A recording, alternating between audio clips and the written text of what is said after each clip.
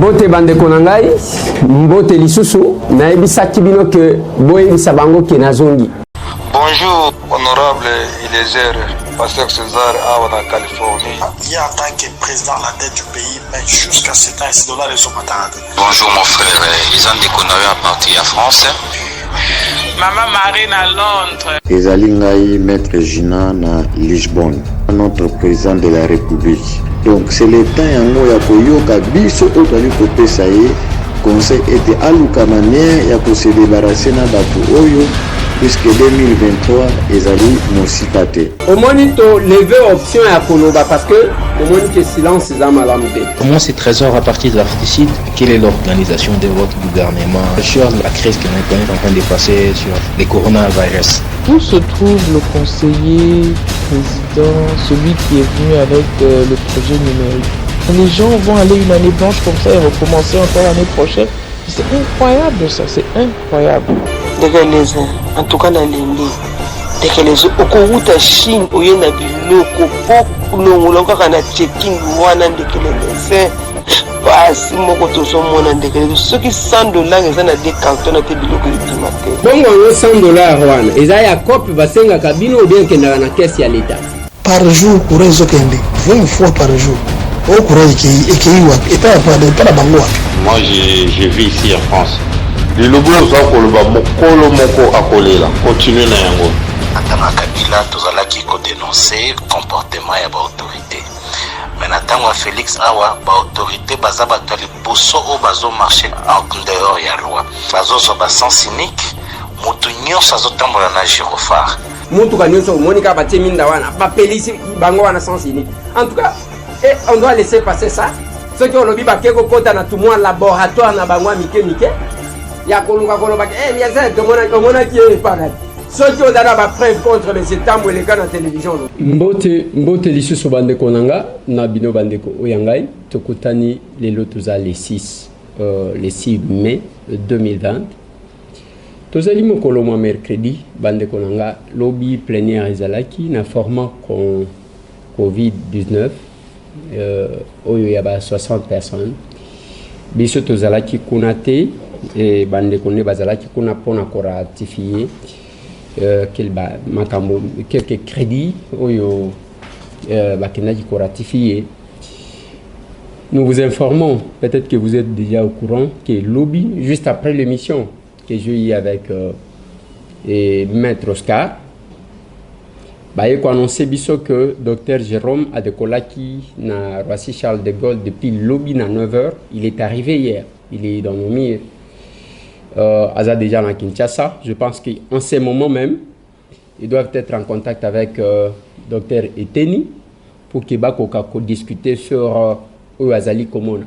Nazali peut annoncer bino que dans les prochaines émissions, Tokozela bino encore un médecin qui est chef à laboratoire kuna na Lubumbashi oyo selon information à notre possession Yende Apesaki. Il était le premier à proposer traitement à coronavirus avec la chloroquine.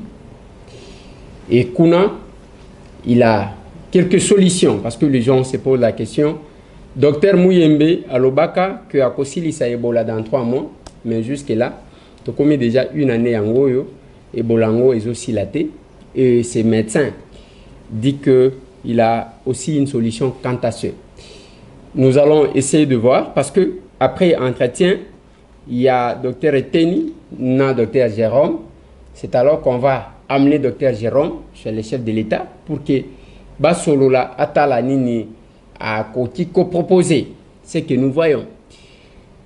Bande Konanga, Ezali Masolo, ce que nous cherchons dans tout ça, est la solution.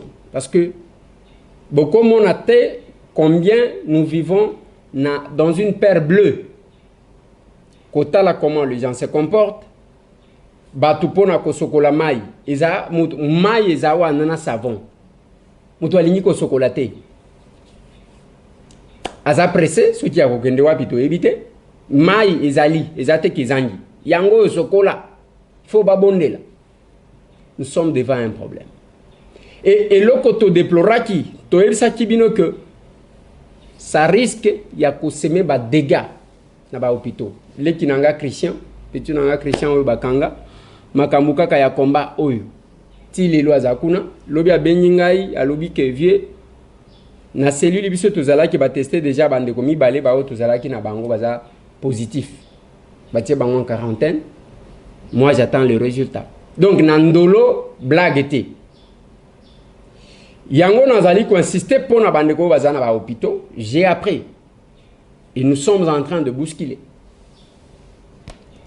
J'ai appris que mesure ango ya ko libérer Batou on est en train de bloquer quelque part.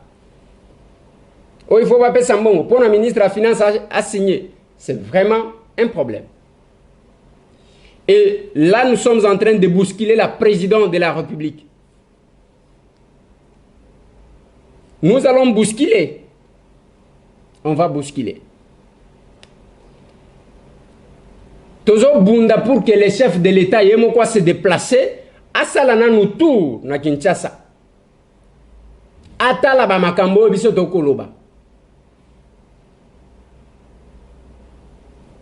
Et na minito toujours bousculer pour que si possible, si c'est son agenda le permet, lobby jeudi que le chef de l'État lui-même sort à palper du doigt. Comme ça bandeko ba ko profiter va bénéficier de libération en sa présence parce que je suis sûr que ce qui a moni a condimaté. Ba discours démagogique biso to bundisa na politique. Yango ezoyat. Le ministre de la Santé, il est de l'UDPS. Il ne doit pas tomber na ba biloko ya ba discours démagogique. Toko libérer batu. Batu wana ti lelo batu bazate. Et depuis batie batu na ba condition ke ba kokima. Hôpital ya l'État. Et qu'on s'est transformé en prison. Moi, na botami bakangé na boloko. Mbeba ya moi, wana c'est parce qu'à botama congolais. Bande konanga. Nous nous battons maintenant avec la présidente de la République.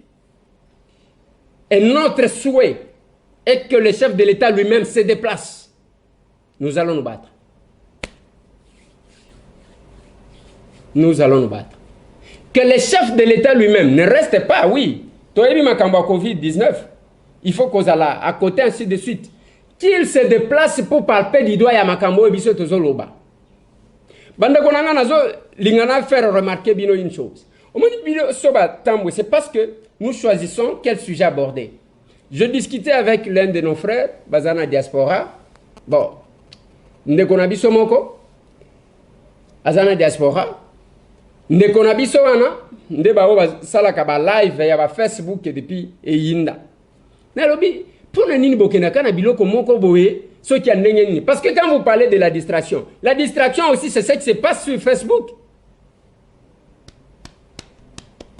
Pour na mona ba vandeli likambu ya vraiment sérieux et ça a vraiment un problème. Mais pourquoi vous êtes dans ça lobby ndeko Eliezer ceux qui vandeli likambu ya sérieux muto akolanda yo azate. Donc ba congolais balinga kama makambu yake makambu oya mwa buzoba wana komona ndenge bakolata yango okomona ndenge bakotinda balien bande konanga. Donc caché biso tozana ngo yango wana c'est ça le cachet que nous avons. Toute une communauté. Et ça que ce que pendant une je vous dis ça. Je vais parler du dossier de Mukunda. Oh makambu ya mitakale bimi tout ça. Je vous assure, retenez ça. Ezana mutu azana maîtrise ya dossier wana lokola ngaite. Ndenge bozo ka wana ofi wana koloba boy. Si la fille doit parler, elle passera chez M. Tambo.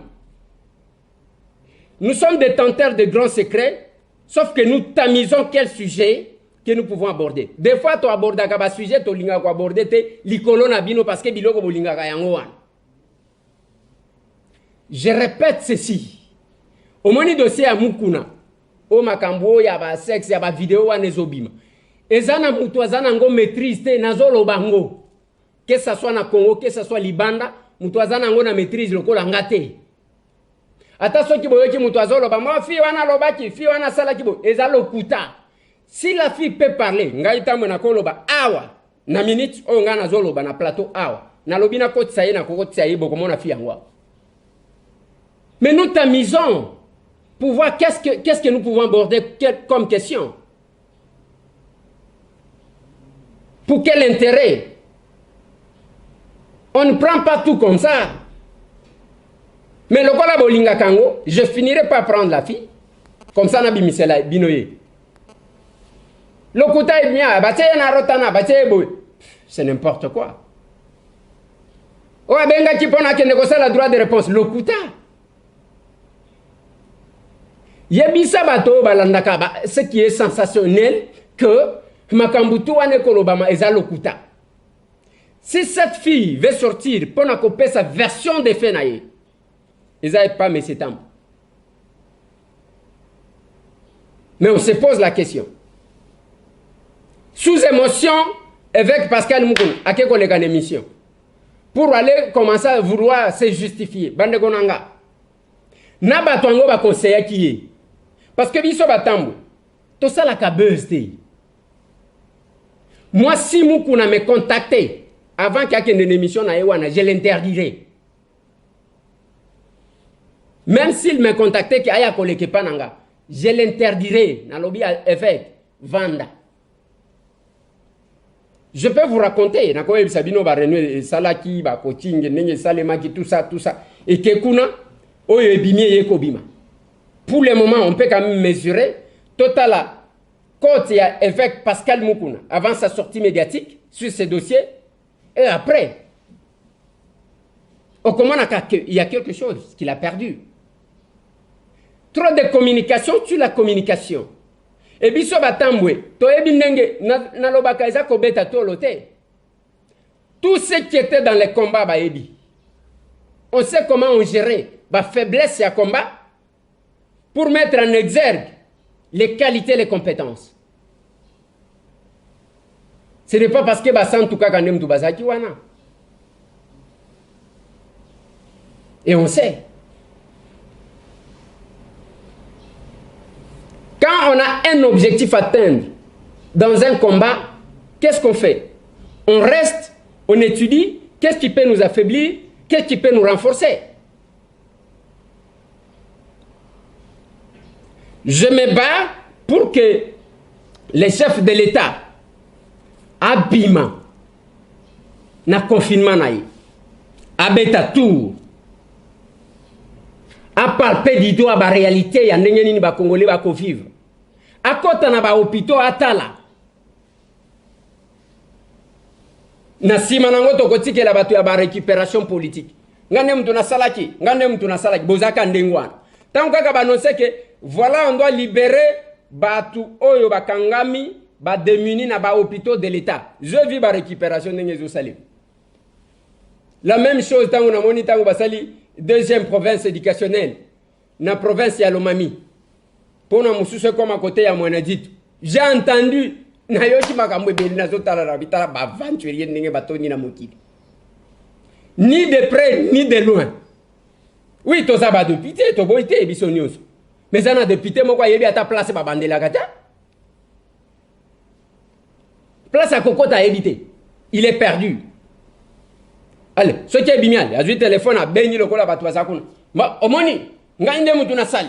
Ainsi de suite. Tozo tala, tozo seka. Ozo wele la nanani. Yangona lobakana bino biso to longwa na étape wana yakowele la babeuse. Et je dis aux gens, yebisaka bango. Ceux qui osana posa de ce qui est sérieux et crédible parce que mutuna mutuazo pona esika linyazala. Oliozala na groupe ya banani. Abonnez-vous chez nous. S'il y a des questions, posez-nous. Oh, toyebi tolobaka toyebi. Oh, toyebi te tolobaka toyebi te. J'insiste encore que le dossier ya évêque Pascal Moukouna. Même ceux qui ont dit nani alobi na bino ke oh fille wana koya akoloba bo ezalo kuta. Si cette fille là peut sortir nazoloba, je l'ai dit dans le média. Il n'y a personne, alors personne qui a la maîtrise de ces dossiers, le Gola Messitam. Mais nous sommes les détenteurs des grands secrets. Bande Konanga est na territoire ya Moba. Pendant que Tozana Kinshasa Tozolo la confinement, il y a quand même quelque chose qui se passe. Et là, il y a malamu penzate ezali koleka na Moba. Eza elokoni. Bozo. C'est depuis le 25 avril 2020 que les forces armées zambiennes ont été massivement renforcées dans les frontières de la Zambie et la RDC. C'est notamment la frontière de Chitateba du côté Musosa, Kapingo et Kalanda du côté Mwangi, Shinonde et Kabondo du côté Pueto. Cette présence massivement des forces armées zambiennes inquiète la population frontalière depuis Musosa, Shinonde, Kalanda, Mwangi et Kapingo du côté de la RDC. Contacté, l'administrateur du territoire de Moba a appelé cette population frontalière au calme. Mumbere Kagen Didier a dit que les autorités nationales font le tout possible pour amener la paix dans ces coins du sud-est du territoire de Moba. Et ils ont placé les militaires là-bas de leur côté. Il faut savoir que nous aussi, nos militaires seront déployés partout là-bas, même au niveau de Kapingo, au niveau de Mwangi, au niveau de Musosa, au niveau de Kabondo. Là, partout, on va déployer des militaires pour sécuriser nos frontières. Donc, nous appelons à la population de Musosa et d'autres côtés d'être calme. Sachez que c'est la préoccupation que les autorités nationales sont en train de planifier comment on va placer partout là-bas les militaires pour être sécurisés davantage et pour que la paix revienne totalement partout dans notre entité du territoire de Moba. Vous allez savoir que jusqu'à présent, les militaires zambiens contrôlent encore le village riverain du lac Tanganyika, de Kibanga, Libondo et Kalubamba dans les sols congolais depuis le 13 mars 2020. De Moba, Isidore Kachoulé. Eh bien voilà. Moba et Zana Congo, avec tout ce qui se passe, renforcement et sécurité, envahissement, biso tozaka distrait, pour biso, la République est à Kinshasa. Non. Yango biso moni to tambola. Et j'aime beaucoup quand je vais au village. À ma qualité d'ambassadeur plénipotentiaire et à ma village. Amos, c'est là qu'on a ma photo. Mes photos préférées. Au bazar le baguette, à comité mounok. Ce qu'on a entendu par là, j'avais quel âge?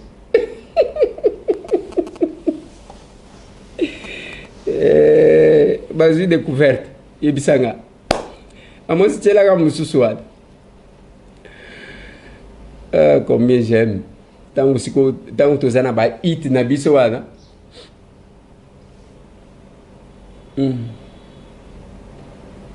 Tselanga no mama nanga na azotelisanga ni na kosala. Yeso vanda netoko yo. Bo vandati. Yango bozo sala ka biloko ya ko forcer. Biso tokoma batambwe pa na makambo ya babeuzi kaka ya buzoba te. Nous avons porté le sérieux dans les médias na Kinshasa. Yozo vanda netoko. Zoya vélo kangisa na ya etoko.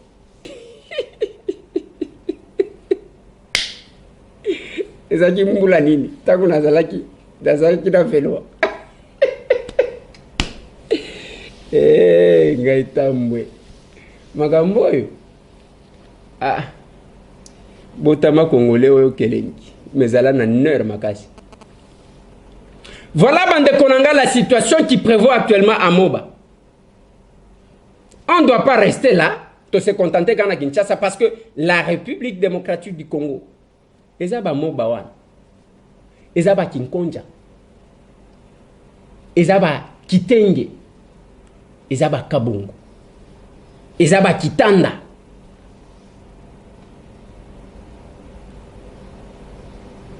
Ezaba Salamabila.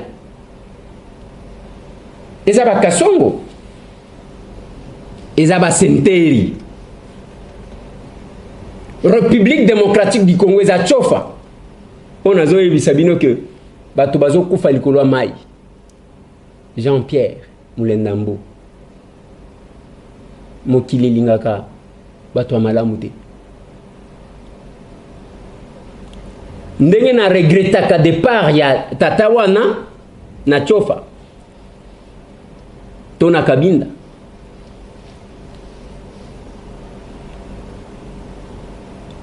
Kandenge na regretaka bao baboma mzee Laurent Désiré Kabila Mbangu. Il fallait lui laisser le temps, 5 ans sans bitoum. Comme ça, toye babuzo banaye, na malamu naye. Jean-Pierre Alongwe na refoulement. To épiration ethnique ya Katanga. Aboyi ko kende poto alobia mema expertise naye. Lelo est pas na bango, et pas Bamulendambo Jean-Pierre. Les gens meurent pour l'eau. Maïzate, Batobazo Vimba Mabou. Le Congo n'est pas que Kinshasa, Ezaba Riwara, Ezaba Pai Kongila.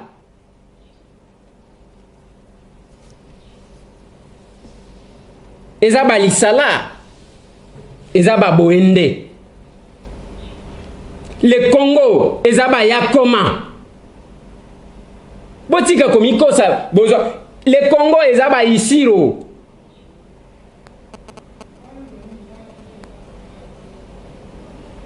Le Congo, Ezaba Sakanya.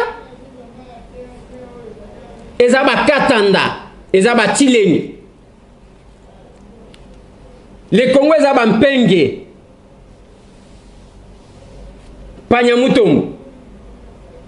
Lusambo, Balubefu, le Congo c'est tout ça.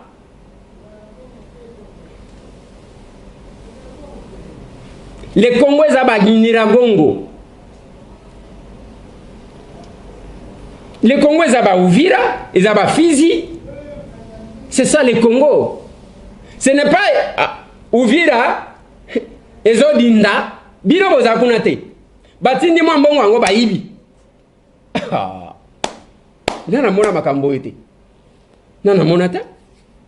Voilà la situation bande konanga. Voilà pourquoi nga na lobaka omoni aw masolona député eza échange ya bana mutu. Bana mutu eza banani biso ba congolais. Je dis les vrais congolais. Bazaka na ndenge na bango ya ko se comporter na ba réaction na bango. Oyo mona kabayaka na ba makelele mususu wana faut ko tala bango deux fois. Eloko na yo ba wele la kayangota. Ozo wele la nana. Masolo na député. Toza aujourd'hui na COVID-19 presque 800 cas.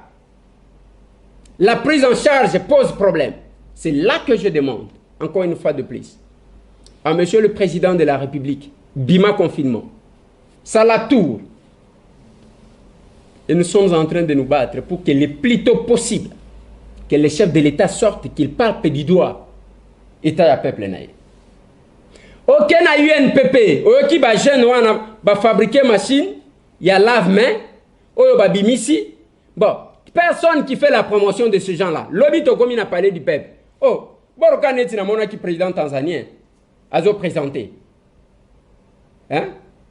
Total aboui. Ba jeune moko ba ingénieur. Ba sali bor moko bo ya ko désinfecter, ezate ke oh ko sala so kindenge ninta, hein? Oyeka na ba téléphone na yo ye o koti obimiti kuna. Donc, vous voyez que nous avons les compétences. Et j'ai posé la question, messieurs. Qu'est-ce qu'on... Bien que bazo salango de manière archaïque, jusque-là, n'a pas si bango possibilité de... Mais batia yango, ils en a parlé de la nation, ils na OIA, ils en a parlé du peuple, babouti kotier la biso, batiango na gouvernorat. Vous voyez que les Congolais ont la compétence. Et j'ai dit, dès le début, il y a pandémie, c'est le moment où les compétences congolaises, les qualités, vous pouvez savoir chance, c'est pas là qui s'abinote. Et nous sommes fiers d'être Congolais. Biso tozaba nationaliste, biso batam. Quand il y a un Congolais qui monte, totindi kakaya mataka. Botika bandoki, oyo babenda ka batunase, babenda ka, bangoka polémique. Dès que basale, allez, voilà. Wanal kamnini, obolinyo sa. En tout cas, bilonyi mususu bimaka tangu ya ba polémique na kofinga. Non, c'est pas possible. C'est tout ça que vous allez comme laisser comme référence à famille nayo, na héritage nayo. Référence yangoa. C'est compliqué bande konanga. Makambo. Autocommune. Pendant que le monde est en train de faire bouger la tête, Nengomoni Jérôme Ayewan, C'est une compétence que nous devons encadrer, protéger, pour qu'il soit en sécurité. Après, Sabi sont meilleurs de lui-même. Mutu toazana mayela bimise loko to apuye ye. Biloko ya koluka ko étouffé. Soki aye, soki moni mutu, lukaka étouffé mutu, c'est un complexe, asa ignorant. Moi j'ai dit aux gens même, à mes amis, mes collègues de Pité, na loba kana bangutala. Neti na lukunga wana, ngana ko banga collègue ponani. Makasi na yomoko, électorat na yomoko. Ata soki ngata mwe na salinini, je n'occuperai pas les 14 sièges ya lukunga. Yoko vanda ka bandi ko luka ko détruire. C'est comme ça que nazo kamwa bande ko na biso ya presse. O bazo bima lokola ba premier ennemi. Ya ba collègue na bango ba comment ba député. Pona ko finga tout passe par eux. Et lui pense que à cause ça un électorat comme ça pour que va voter. Nako tangela bino na lukunga. Te na Kinshasa awa tozalaki 35 journalistes. Ba Kabulo mwana Kabulo. Bazaki ba candidat. Tous ces gens ici, ils étaient des candidats. 35 journalistes na Kinshasa candidats. On ne vote pas quelqu'un parce que parce que vous avez il y a de la place pour tout le monde. Masolo n'a de pitié. Je vais prendre quelques messages, Nabino, avant que n'a qu'un quoi assister collègue Nanga Jean-Marie Lukulasi. Collègue Nanga Jean-Marie Lukulasi qui a perdu son beau-père. Toujours présenté encore ma condoléances les plus attristées. Tokende Kota là et kuna na cinquantenaire. Mais je dois prendre quand même quelques-uns de vos appels. Merci na bande kotou. Au batindeli biso ba message et belé pour na perte ya Moko Nabiso, notre régisseur Idi Moussousou, celui qui nous a quittés. Je vous informe que enterrement ya Idi Moussousou, ce n'est plus le vendredi, c'est maintenant le samedi. Sa famille a décidé ainsi. Et Tozo Bunda pour que Tokene Kokondaye na nécropole entre ciel et terre.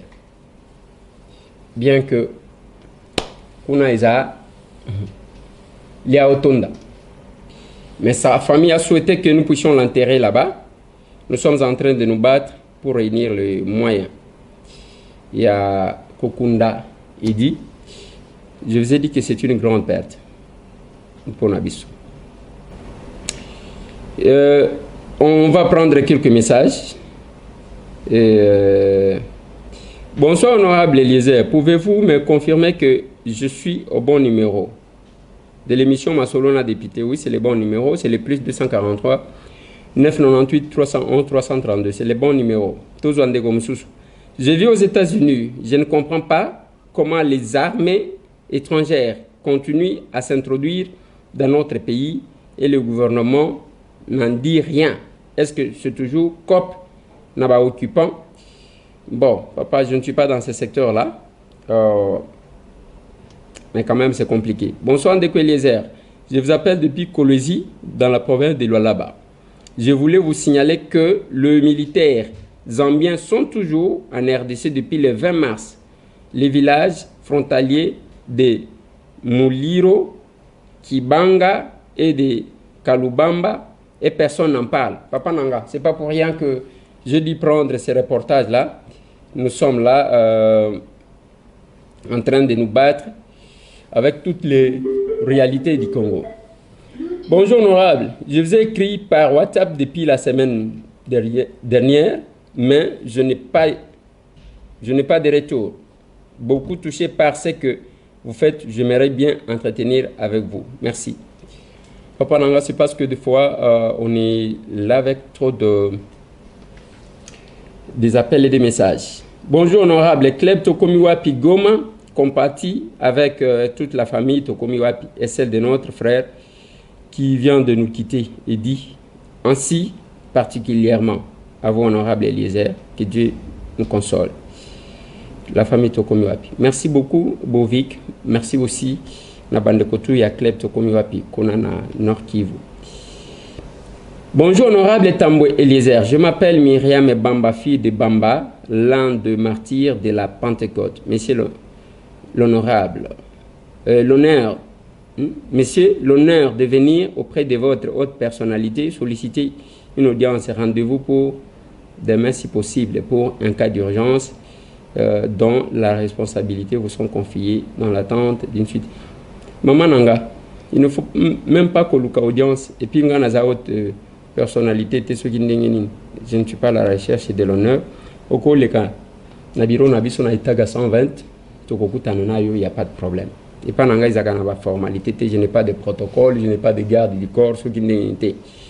Bonjour monsieur Eliezer, monsieur Antoine, nalanda kiyo na YouTube concernant la situation à Biak. Oui, situation à Biak, nous continuons. Je pense qu'il fallait qu'on m'amène le liste ce matin, on ne m'a pas amené. Je vais vous dire combien de personnes que nous avons pour que tout lancer action contre Batu Oyoba Ibabi Sombong à l'occasion de rien. Mututo Abungi Sambongo na Itaga 120 na commune à Kinshasa entre Wileri na Kasavubu. Boya Tokende ko déposer plainte contre Bakolo Biak. Bonsoir honorable, comment allez-vous? Je vous écris à partir du Congo central. Honorable, pourriez-vous nous éclairer par rapport au coronavirus, c'est-à-dire les chercheurs congolais qui se trouvent à Madagascar? C'est quoi la suite? Puisque nous constatons que les autorités sont fort statiquement à nombre de morts et de contaminés, mais les solutions aux pistes de solutions.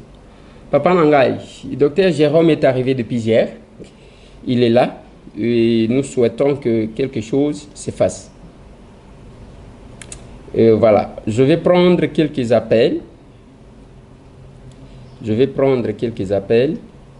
Voilà, tous en déco. Bonsoir, Ndeko Eliezer. Bonsoir. Ouais, comment on a Adolphe? Oui, papa. En tout cas, mes condoléances pour la perte, pour la coup, aujourd'hui, na musala oyo sala quoi. Oui. Mes condoléances vraiment. Zambé a pesa au makasi. Merci. A pesa au makasi au continuer. Les aka ba yini wana kaka. Ba yini wana kaka baza pemeni na yo wana. Bazulu kaka ba fragiliser yo pe. Basalo kabiloko wana ba kunyo soto wana. Ba yo question ba longole technicien wana télévision no ko zo tamulai. Avant qu'ils ont. Merci beaucoup. C'est de la part d'Adolphe. Merci beaucoup, papa. Bonsoir, moi, na Kololo Pam. Bonsoir. Ouais, ndengo zoyoka volume na zone na émission na yozo sala. Na soi-disant ton collègue député de FCC là. Écoute, moi. S'il vous plaît, on ne saura pas prendre les appels en direct. Na yebiote na mona kaka na télévision pendant l'époque ya Kabila et ba émission na lingaka ngo trop passo zalaka logique na bloc lobaka mais mutu na yo wana FCC wana ndeko na yo wana en tout cas je ne le fais pas confiance na lobaki na zala musika na bato FCC wana parce que yoka d'abord ba parole ezobi marabunoko na ye. Et ça, c'est comme si Moutumoga qui est classé. N'habite, ma classe en Congo n'est que comment Moutou qui est classe, au sommet non mikanda no avec na komina boy, na yebite. Parce que asa vraiment un cerveau ya Moutou qui est classé. Bilo Kazoloba. Aux hommes. S'il vous plaît, on ne saura pas prendre les appels. C'est comme si Batindi et Gotinda na Batunaye aya. Pour ça, l'intervention, il y a parti naïe. Mais Bataboui, en tout cas, c'est regrettable. Ou encore, Nakabango, jamais la parole na plateau naïo. Vous allez comprendre. Mais vu que ça moussala naïo, mais baza dignité à Koloban Bosso à Bato. Nous avons pas mbolayo, na l'équipe moi 1 minute. Merci. Merci beaucoup. Tous on comme Soussou.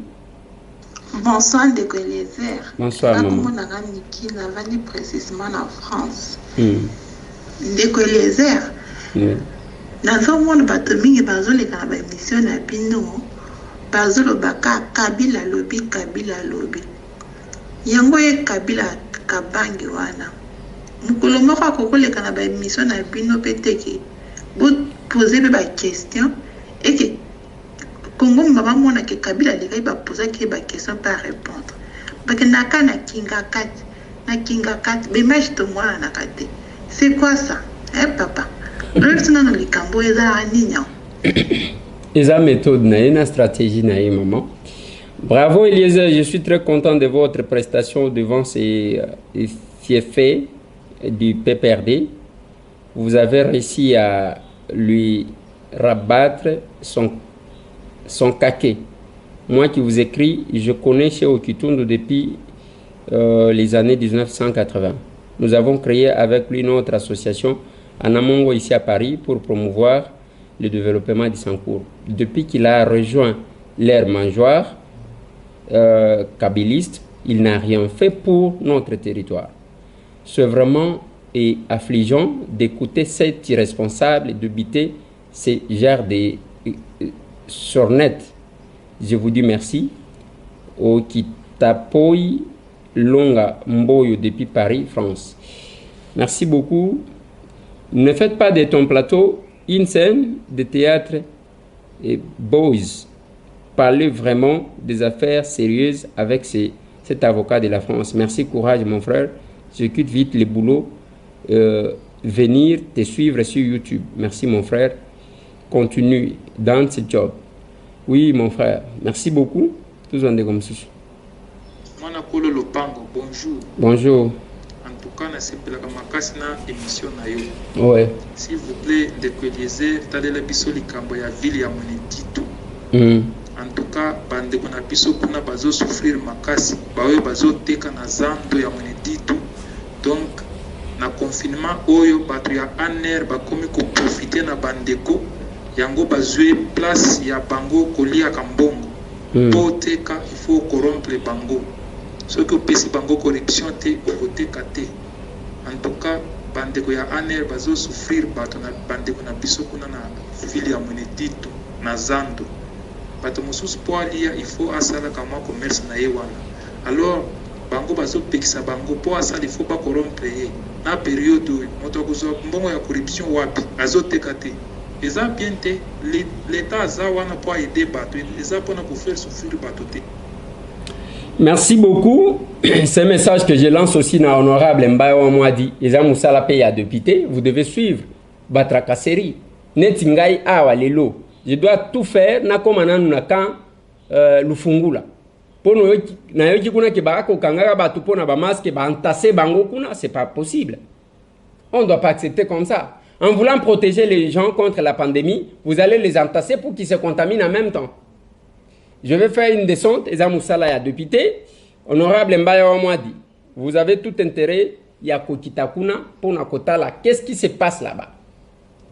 Parce que biso to vanda kate, to bimaka biso, Eza ko milo belate, ataso ki na milo beli. Problème ezate. Quand tout le monde s'est caché, on était le premier à Kobanda Kobima, pour nous sensibiliser. Kotali Sabat. Nous sommes parmi le premier à distribuer des désinfectants. Avec tout le risque de contamination. Là, tout le monde s'est caché. Presque tout le monde s'est caché. Yango moni tozali ko bundalelo pour que les chefs de l'État bimana confinement, tokenda mona, même la prise en charge, il y a un personnel soignant. Denye zali ko salem. Je vais conclure d'ailleurs avec ça. Voilà. Mes sincères condoléances à toute la famille honorable. On est ensemble avec vous. Courage, Papa Charlie en France. Merci beaucoup, Papa Charlie. Toujours comme ça. Honorable Eliezer, Dieu te bénisse, c'est Pasteur Job. Bonjour, Pasteur. Texas. Honorable, oza moto biso tolinga avant kozala honorable. Et souci na biso pe souhait na biso ezaki okoma ni sikoza. Et non pas seulement ni sikoza, souhait na biso ezaka o matati na niveau même premier ministre pour ozaka na futur, oza pe na souci ya peuple, wana eza souci na biso. Alors nazo lando émission na yo. Alors eza babilo misu papa tant bozo lo bango en plein air. Eza batu su ba maelete. Bozo fongola ba porti bato ba maelete bakozwa ngo kaka na niveau obino bozo lobela wana problème ya effet ko ibi keza bitumba ozo salama na FCC obligatoire FCC basaka ba montage obi problème a Poutino obi problème nyuso eleka basande basala ba montage landa émission moko eleki mwana mwasi wana kaka alati même bilamba wana oyo azaki na évêque na Lubumbashi. Mwana mwasi azoloba très bien abika yebi évêque te et le côté et a parvenu koloba très bien que ye azalaka na contact na mutu moko ya mama Olive. Bakangisaki ba photo na ye bazwaki ba photo na ye donc elingo lakisake photo penza ya mwana mwasi wana yango bazwaki batindaki basaleli montage. Alors papa bosala effort bolongole loko eza vrai te eza vrai te tango zoza na katikati yoza mutu na nzambe tango zoza na katikati elingo lakisake quelque part ozo trahi pe muninga ozo kima ke eza vrai ou bien eza vrai te loba sala clair ke eza vrai te eza montage. C'est vrai qu'on a dépité, naïboïté, sagesse, on a la sagesse pour sinon te babilo mais sous école que l'on pas problème dans ça au sale. Mais biloko est juste, lobango juste papa. Nous avons dans un angambuno à côté là yo. Et un montage pour nous démoraliser évêque, mais pour nous démoraliser batulu sur bana sima évêque ba mona loko les évêques à ventrier. Ça c'est un combat, faut comprendre le loko ana papa. La fille a la question Yemouko Abimia le biki aye bien fait qui après yazaka na Lubumbashi azaka na kata Kinshasa te. Est-ce que loko ani sami na Lubumbashi to sami na Kinshasa? Est-ce que au monde émission te na image ya fille wana tindi déjà c'est bimi? Est-ce que au monde yango te ndeti ndeko awuti koloba oyo ke baloba likambo associé président na kati ozomona te que za montage bazo sala moko batu bayeba kake azoloba parce que akozwa mbongo ipa ya Félix Tshisekedi eza montage boza batu maele papa bilum sito bozo bimisa en plein air bozo pesa sur les diables makasi bozo pesa bozo affaiblir batu miso bazali makasi bozo affaiblir pour voir mo loko les ya solo bilum sufo kokima ngo nzamba pambolo mon frère. Merci beaucoup pasteur. Comme par hasard, Nalobaki ne bandeli que j'ai la maîtrise de ce dossier-là. Sauf que Nathan Laga, quel sujet je n'ai pas abordé. Ngana Ebi. Bonjour papa et les sœurs. Bonjour maman. Zambe nanga pambola yo ngai maman Charlotte. Mona kayo lokola mwana nanga ya liboso. Merci maman. Nalobi boye papa nanga. Sengo mingi poto komi la démocratie. Nandengo bengsa mutu wana père perdu. S'il vous plaît, on ne saura pas prendre les appels en direct. Na bossa ni kombo na ye. Papa, le na ki boza ko solo na ye. Na ko mona lokola Marie Le Pen awa na kati ya France. Marie Le Pen a tikela ka mutu ta ko lobate tout. Okoyo ka zo lobati. Ako tikelo tante. Yo zali on zali ko journaliste pour zali député, on ko poser ma question. S'il vous plaît. Ako zong sa réponse te mais abani ko loba lisusu. Bango bazalo ko la bangulu o ba makana abattoir. Da abattoir ya Kabila donc bazalo ko la bangulu mais tana bango esuki. To komi na ngonga oyo nzamba tielo boko na RDC. Batika kokotsa papa président de la République Tshisekedi. Batika kokotsa ba journaliste, batika kokotsa ba magistrat. Ezali nde likambo na nsambe ba bongwa. S'il vous plaît, on ne saura pas prendre les appels. Mukolo moko akolela nsambe oyo ngana sambe na papa na biso papa Walesa. Apambola yo nzamba mukaya nzamba Dina Bala nzamba Kipamvita nzamba papa Kimbangu azana bino. Kai maman Charlotte, merci. Merci beaucoup maman Nangai. Ezaka kakopesa moi diversité ya bato parce que nengozo mona bazo lukelanga ba problème ya que député ko sala boité. Bakoya ko lobake na trans na yewana kaka yemoko mtu alobaka. Alinga mtu musu alobate. Il faut que ça là quand même que bande comme ça bazo apé possibilité tous bande comme ça. Mais bientôt là je vais recevoir na opesa bino mukolo na koyamba équipe ya riposte. Batu ya équipe de riposte s'il vous plaît. Pour que botinda bino ba mituna na bino avant tous bande comme ça. Ndeko Eliezer Mbote maman. Pe mes condoléances. Ndeko ya Kofi pe na famille na ye mes condoléances na ngai. Merci maman. Ndeko Eliezer pour na coronavirus. Ba Congolais ba yebi commission en charge te. Bazomona kezama seke ou bien bazosala boye ke batalisa ke président Félix ayebi kosala mosala te. Eza problème ya Félix te, eza ya bango. Bakokufa na balibota na bango, na mabota na bango nde bakoyeba oyo bazosala eza nini. Pona bandeko ya FCC basi wana vraiment ngana nazokama bango. Baza na courage ya ndenge nini po batelema koloba makambo ya boye. Biso tolingi bato oyo bakobanda kotelema koyebisa biso makambo. Batangila biso article ya constitution oyo ezoloba makambo ya ndenge boye. Batelema lisusu na boye mponi na bango wana te tolingi yango lisusu te. Tolingi makambo ya kotanga lokola bazotanga restation te, tolingi batanga makambo oyo ezouta na constitution. Merci bayoka yango. Soki na devise minute pardon. Ok, merci beaucoup maman. Je pense que nous prenons juste un appel pour terminer, je pense. Bonjour Ndeko, Eliezer Tambwe. Bonjour. Ezali ngai kizondonga na Paris. Na linga loba pona ba maman ba sénatrice oyo bazo défendre président na bango. Vraiment ndenge bazo loba ke bapesi parole te. Pona bango bakanisaki ke président bango ndenge opesi parole. Donc alobate avant d'accord même bazo sasaye alobate ezali mawa mingi. Ba maman na ba salata exemple. Batala ta ba défaser mususu ba maman neto États-Unis ou ba telmisa na kiti. Ata en France, maman Simone Veil pour la droit ya basi ya vote. Vraiment chapeau pour la maman on a bijou. Nenga telemi bongo na sir a marqué 3 points. Nasir bawe asima bako sakana ba mama bongote. Eza pas mingi. Hein?